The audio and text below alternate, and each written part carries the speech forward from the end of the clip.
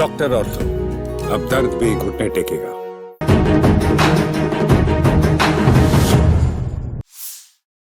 दिल्ली में बस मार्शलों की नियुक्ति को लेकर अच्छी खबर है।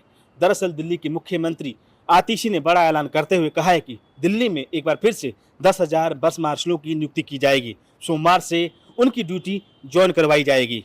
गौरतलब है कि पिछले कुछ दिनों से आम आदमी पार्टी और बीजेपी के बीच विवाद का ये बड़ा मुद्दा था और अब इस पर आम आदमी पार्टी की सरकार ने बड़ा फैसला लेते हुए ऐलान किया है कि एक बार फिर से दिल्ली में बस मार्शलों की नियुक्ति की जाएगी। गौरतलब है कि दिल्ली परिवहन निगम की बसों में इन बस मार्शलों की नियुक्ति की जाएगी ताकि किसी महिला से कोई अप्रिय घटना ना हो। कैमरामैन रजत के साथ Ravi Singh, channel 4 news, Delhi NCR. दोस्तों, दिल्ली शहर जो है वो दिल्ली जहर हो चुका है क्योंकि इसकी जो हवा है वो बहुत प्रदूषित है।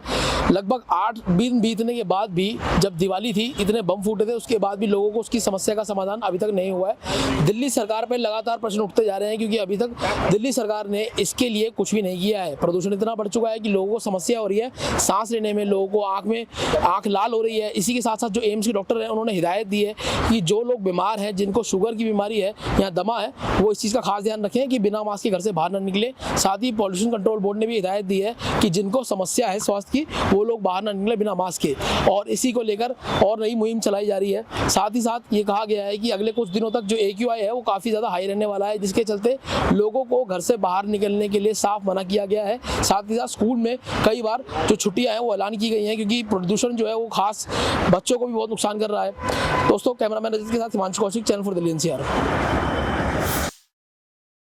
राजधानी दिल्ली बोल सकते कि बदमाशों का गढ़ बनती जा रही है।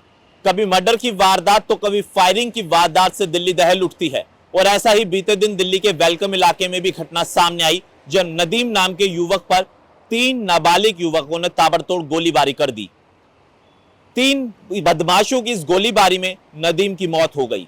जब इस फायरिंग की सूचना दिल्ली पुलिस की टीम को मिली तो दिल्ली पुलिस की टीम मौके पर पहुंची और उन्होंने जांच शुरू कर दी। और जांच में पता चला कि 3 नाबालिग आए थे बाइक पर सवार होकर, लेकिन उन्होंने बाइक छोड़कर वो वहां से फरार हुए और नदीम तब जब तक गोलियां बरसाते रहे तब तक उसकी मौत नहीं हो गई।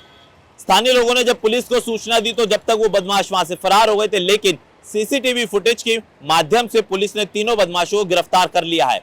लेकिन नदीम के माता पिता अभी भी इंसाफ की मांग कर रहे हैं क्योंकि ऐसी लगातार घटनाएं दिल्ली में हो रही है। बीते दिन वेलकम में हुई और उससे पहले नांगलोई में भी इस प्रकार की घटना हुई थी, जिसके बाद दिल्ली पुलिस पर सवालिया निशान भी उठ रहे हैं। परिवार इंसाफ की मांग कर रहा है, लेकिन दिल्ली पुलिस ने सिर्फ आश्वासन के सिवा और कुछ नहीं दिया है। कहा है कि गिरफ्तार युवकों को किया गया है, लेकिन जल्द मामले में इंसाफ मिलेगा।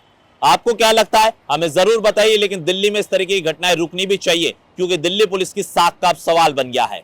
कैमरा पर्सन रामबाबू के साथ मैं Krant Kumar, channel 4 news, Delhi NCR. UP police मतलब एनकाउंटर पक्का, और ऐसा ही नोएडा के सूरजपुर इलाके की पुलिस ने कर दिखाया।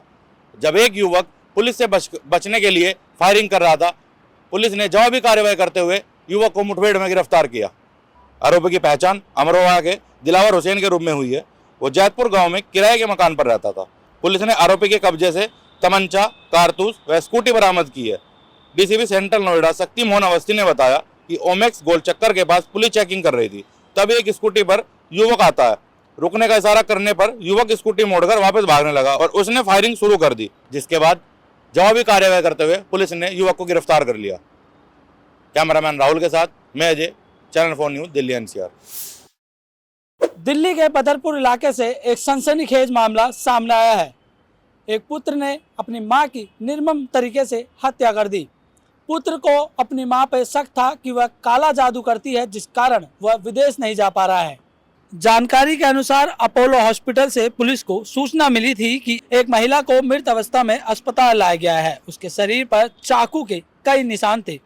कॉल मिलते ही दिल्ली पुलिस पहले हॉस्पिटल गई और फिर घटनास्थल पर पहुंची। मामला 8 नवंबर की शाम का है, जहां आरोपी ने अपनी मां की निर्मम तरीके से हत्या करी। इसके बाद अपने पिता को कॉल किया, घर बुलाया। जैसे ही उसके पिता घर आए, उसने अपने पिता से सॉरी बोला और घटना वाली जगह पर अपने पिता को लॉक कर भाग गया।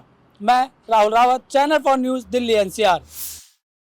दिल्ली में अब धीरे धीरे मौसम बदल रहा है और देर से आई ठंड को लेकर मौसम विभाग ने अपडेट जारी किया है। मौसम विभाग ने कहा कि दिल्ली में 15 नवंबर के बाद से ठंड तेजी से बढ़ेगी और इस साल ठंड पिछले साल के मुकाबले ज्यादा रहेगी।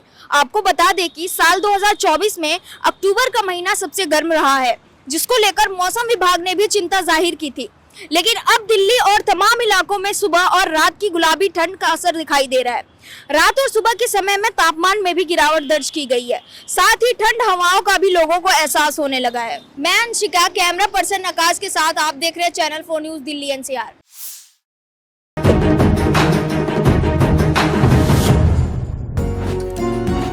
डॉक्टर ऑर्थो, अब दर्द भी घुटने टेकेगा।